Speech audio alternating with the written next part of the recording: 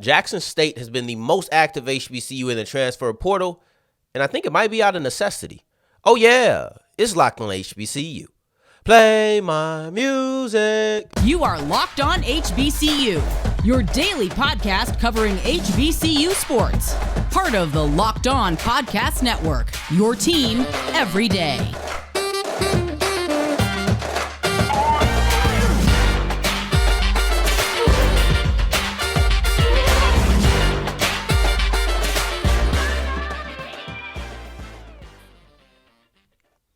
What's going on, family? Welcome back to another episode of the Locked On HBCU podcast, your number one daily one-stop shop for everything HBCU athletics, Monday through Friday, part of the Locked On Podcast Network, your team every day. And I, of course, am Darian Gray, a.k.a. the Mouth of the South, Texas Southern alum and former TSU Herald Sports editor and contributing writer at USA Today's Saints Wire.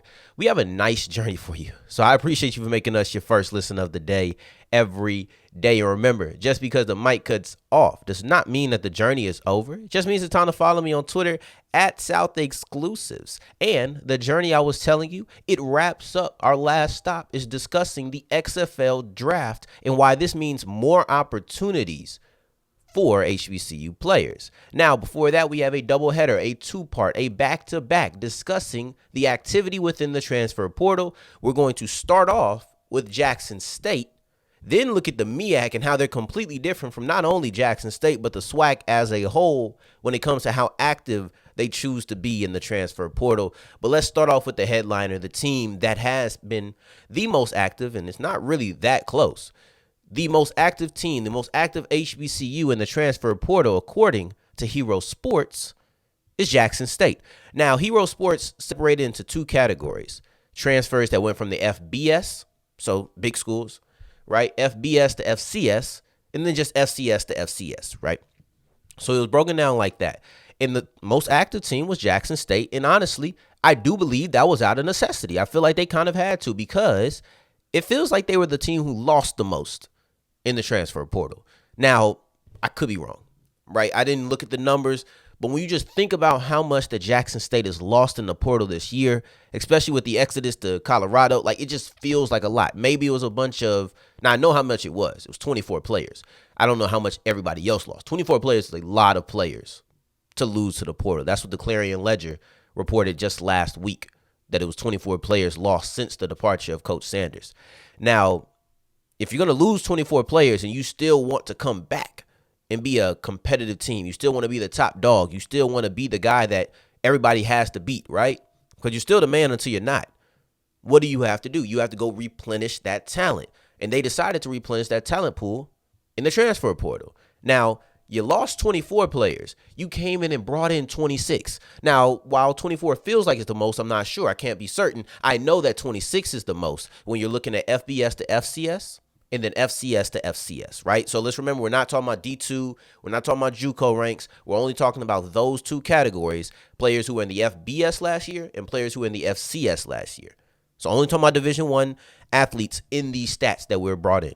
So let's look at the people that they lost from the portal last year, because it was crazy. The wide receiver, the defensive backs, deplenished. Like that's absolutely decimated when you look at last year to this year. It's crazy how many people you lose, right? Because we look at Kevin Coleman sometimes. I feel like people kind of forget about Coleman because of Hunter. But you also see Hunter, right? And then you also have Shane Hooks left, Willie Gaines left. Like this, people are gone, okay? People are gone. It's crazy how much people left in the wide receiver room and the defensive backfield.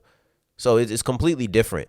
But then you look at defensive line. Gaddy went to the portal after spring practice. You lose your star quarterback and running back to the portal.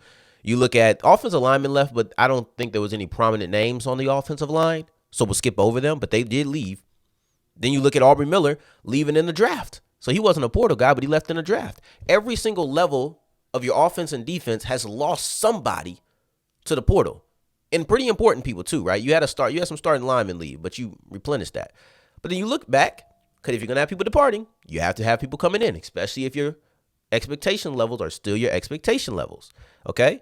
So at quarterback, Jason Brown, Zy McDonald. If we wanted to go to the JUCO ranks, you still have Phillip Short. But essentially, unless Grayson Thompson is the man, your quarterback is going to be a transfer in. You look at running back. That's the one that I think is still kind of up in the air as far as transfer portal goes. But then again, Sevion Wilkinson left at the end of spring practice.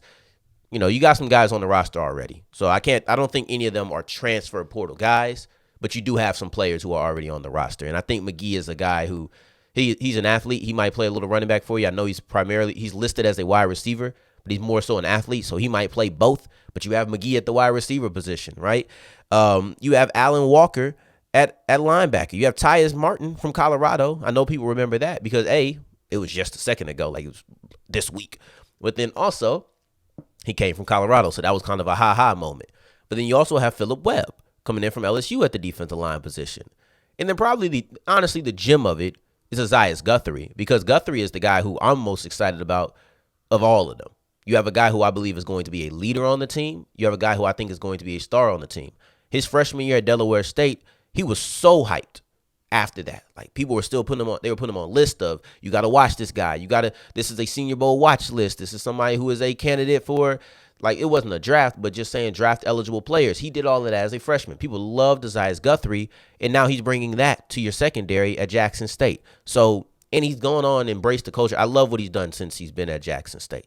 Like, he almost feels like a native of Jackson, the way that he's moving and operating, at least ingratiating himself into the culture. And I think that should be appreciated and acknowledged. So the same way that you can go position by position and look at all the losses, we could do that. But then you go position by position and you have the same amount of gains. Not amount, but you still hit the right pressure points, right? So I think that's important. You lose 24, you gain 26. They were the most active. And you might say that the departures made the arrivals a little bit of a necessity, but either way, you got some really good players. Who cares the reason you had to do it, as long as you're getting quality coming into the program? But let's look at the other schools around the HBCU landscape, specifically the MEAC and the SWAC, because the MEAC, it's not just North Carolina Central. At least this year, none of them are really that active in the transfer portal. Let's dive into that as we continue with Locked on HBCU. Today's episode is brought to you by Birddogs. Now, Birddogs is the most comfortable shorts that I have at the moment. Now, I'm wearing them as we speak because I'm recording this episode in the morning and I'm about to go run some errands, specifically clean out my car. Not washing it, cleaning it out. And I hope that I can get these errands going before the rain comes in. So I have my Birddogs on because I've slept in them.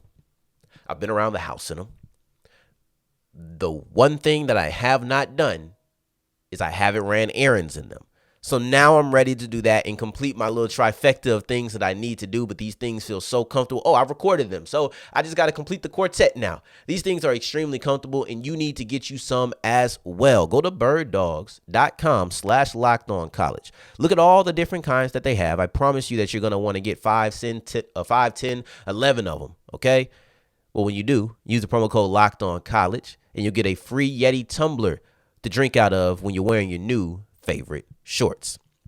And as we continue rolling on today's episode of Locked on HBCU, I appreciate you for making us your first listen of the day every day. Thank you for that. Tomorrow's episode, I don't know why. First off, I didn't even know today was Friday until I woke up, for real. But I always had a bad habit of saying tomorrow's episode when we're on Friday. But on Monday's episode, I'm going to dive into Isaiah Major, the linebacker from FAMU. Got a little film of him. I'm going to break him down and see exactly what I see because I like him when I watch him just live, but I'm going to break him down a little bit more. But right now, because he was a transfer guy too, we're going to look into the MEAC and how they're not really active in the transfer portal. And I just thought that was so interesting to me.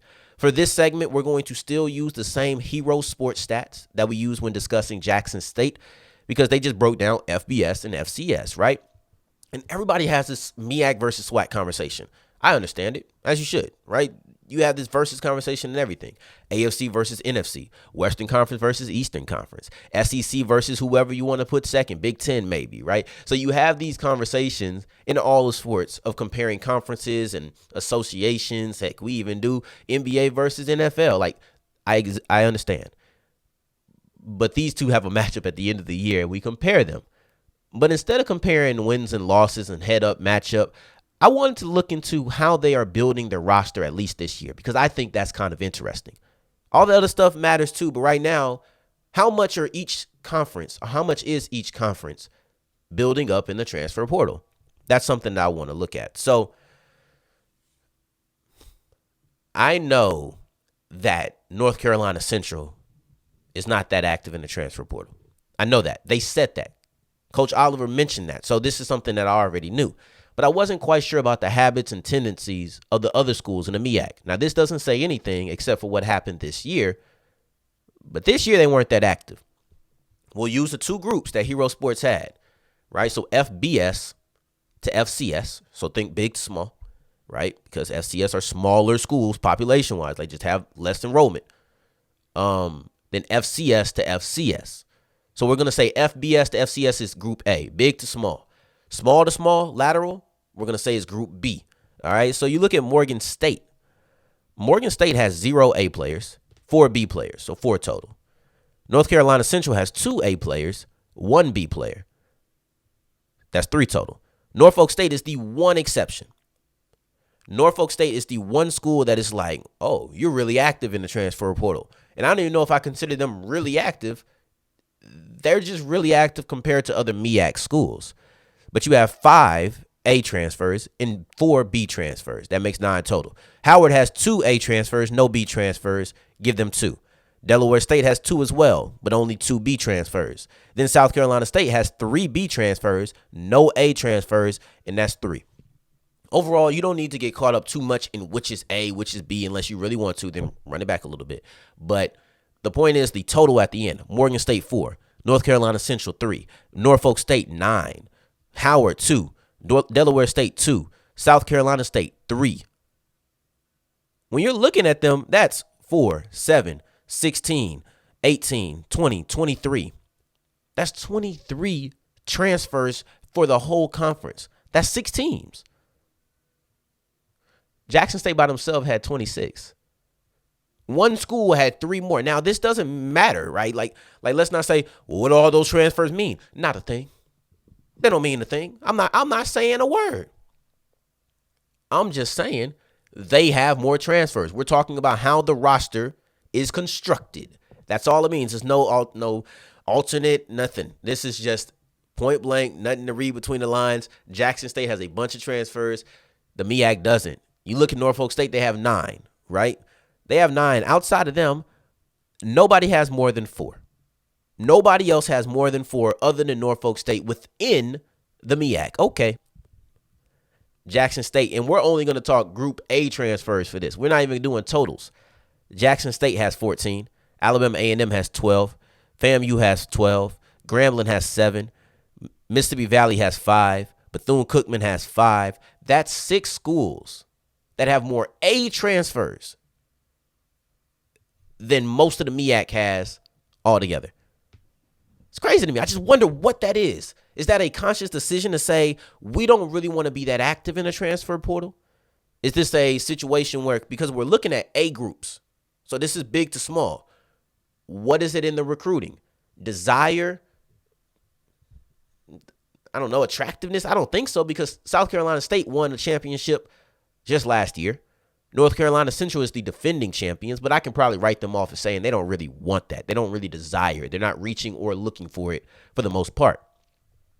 Howard was second place last year. They were a really good team. They took a big step up. They still have a really good quarterback, right? A second team all MEAC quarterback. A guy that my guy, Coach G, just came in and told me he thinks could push Davius Richard for the best in the MEAC and the best in the country as far as HBCUs go. So they have the talent. And not only do they have the talent, they have the brand. There's not many HBCUs that can go toe-to-toe with Howard when it comes to brand.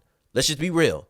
And if you're objecting, sit there and really think if you can, nationally, go toe-to-toe with Howard. There's not many. I'm not going to name them because I'll forget somebody, because I will catch a brain fart, so I don't want to disrespect anybody. But not many HBCUs can go toe-to-toe with Howard when it comes to branding, period. You have branding plus talent at Howard, yet Howard only gets 2 A transfers and no B transfers. So, yeah, they get the most A transfers in the MEAC. I guess that lines up. But only 2 transfers, period.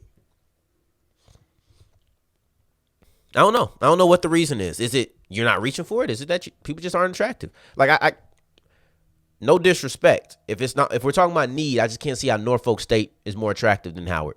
I can't see how Alabama A&M is more attractive than Howard.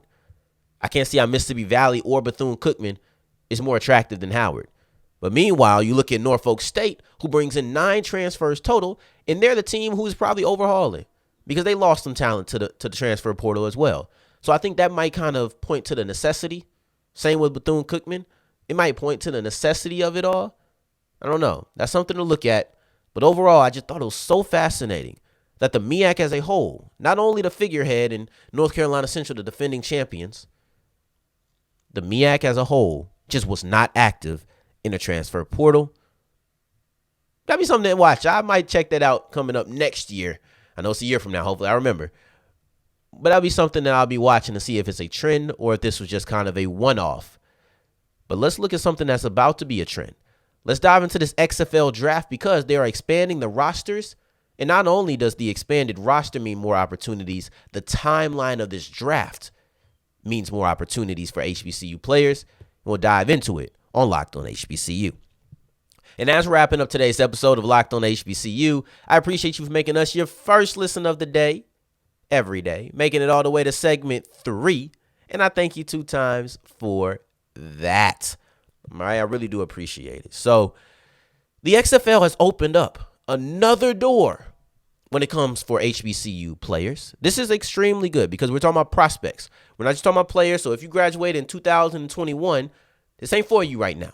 I'm sure there's still opportunities in the XFL and the USFL and the CFL and all the other leagues out there.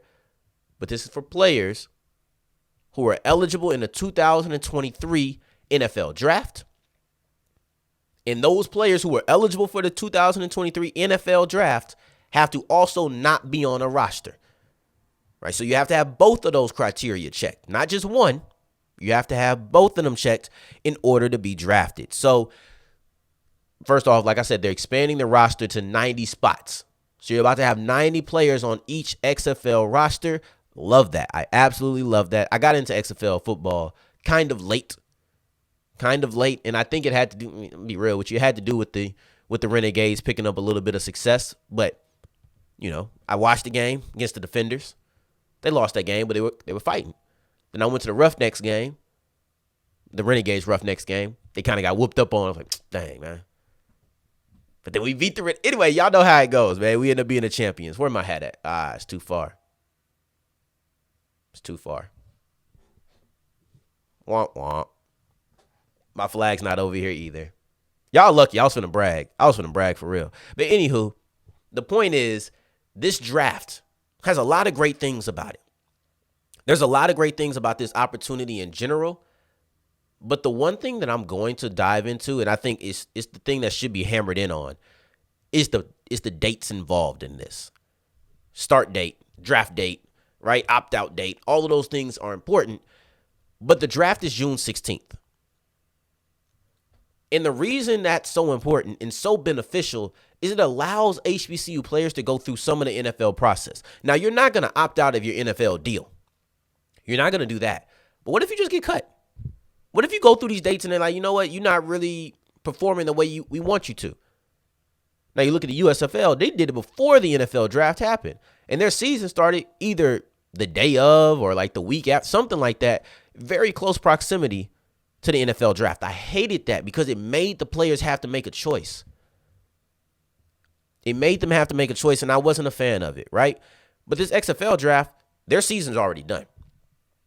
The draft is going to be June 16th. So you're looking at June 16th. Let's look at some of the offseason dates for the Arizona Cardinals because every team is different. So I'm just going to look at one team. Arizona Cardinals start their first day of workouts April 11th. Voluntary minicamp, April 25th to the 27th. OTA offseason workouts, let's just say starts May 22nd, ends June 8th, right? Then mandatory minicamp is June 13th through the 15th. What comes after the 15th? The 16th. Let's say you don't make it through that mandatory minicamp day. Let's say you're not making it through the OTAs. Let's say they just find somebody else they want to put on the roster and they replace you. Because that's what happens. It's not like, oh, man, this dude's not cutting it. No, we just finally got to deal with somebody else, and somebody has to be a casualty. Somebody has to get cut to make room for this other guy we wanted. And what if that just so happens to be this player from, I don't know, let's just say Texas Southern, because it's my school. I don't want to take shots at nobody. I know I ain't taking shots at my school. But let's just say this Texas Southern linebacker gets cut because they need to bring in this running back who's a 4-year veteran. Okay, cool. So you have that. But now what happens? You're eligible for the XFL draft. And if you get picked up in the XFL draft, or if you don't, they have an undrafted class. So it's not just the draftees. I love that. They're moving like the NFL now. So if you don't get selected in the NFL draft, but you get picked up as a UDFA, or if you get picked up in the XFL draft, now you have until December 13th, week 16 of the NFL season, and you can opt out. If at any point within the season, the NFL comes calling and say, hey, we want you to be on the practice squad. We want you to come in on the roster. We want you to come in for training camp, because it's all that time in between June 16th. Anything could happen. The same way that you got picked up or you got cut because somebody got picked up, you can now get picked up because somebody got cut. They play that game. There's people who get cut and picked up all the time in the NFL training camp time, right? Oh, this guy got cut on a Friday. Don't worry, next Wednesday he'll be back. That's just the way that it goes a lot of times, So when you're looking at it, I feel like it's very important to remember that don't be on a roster, or you can't be on a roster. Had to be eligible for the draft. And then if you get drafted by the XFL, you can still go to the NFL. They still have opt-out dates. Very player-friendly. Very player-friendly. I love this personally, right? And like I said, opt-out December 13th. It's perfectly set up. You have still every opportunity, and the season doesn't start until next year. So even if you don't get picked up, you can go through next year's season and then come in the fall. So there's XFL players who got tryouts, got invited to camp this year. The New Orleans Saints picked up a roughneck defensive tackle, right? So it happens. If you don't get drafted or you don't make the training camp this year, use the 2024 XFL season as an audition for the 2024 NFL training camp. I love this for players. And you know what? To me, this signifies the success of the XFL, right? Because in the XFL this year, it's the first year back in a while, I think it's like 2 years, but it's first year with Dwayne "The Rock" Johnson. So you're looking at, all right, what's going to be the success of this place? And at the end of the year, we're not discussing longevity. We're not discussing, I don't know if this is going to be around for long. We're discussing expansion. To me, that signifies it's been a financial success. And also, as far as just viewership goes, people have been tuning in because this is going to cost more money. So you probably hedged your bets. I think it was 51 players. Now you're going to jump up to 90. I love it. This is more opportunities, more roster spots to fill, more people who are able to play professional football, more people who are able to continue their dream. This is beautiful. Thank you, The Rock. Thank you for my Renegades. Thank you for all of them. Thank you for the defenders, right? Thank you to Reggie Barlow, because it's over now. I'm still rooting for Barlow. The game's over. So thank you to the Renegades, the Roughnecks, the Defenders. Those are the three teams that I rock with, but mostly the Renegades. You know this, though. The other thing that you do know is to continue making us your first listen of the day every day on Fridays. Oh, man, I tried not to say tomorrow. I said today. But on Monday's episode, we're going to be back discussing Isaiah Major, the Florida A&M linebacker. I have some film of his that I'm going to break down as we come back over from the weekend. And in the meantime, in between time, if you're looking for me, you can find me on Twitter at South Exclusives. Until the next time that we hear each other, family, take care, stay blessed. Peace.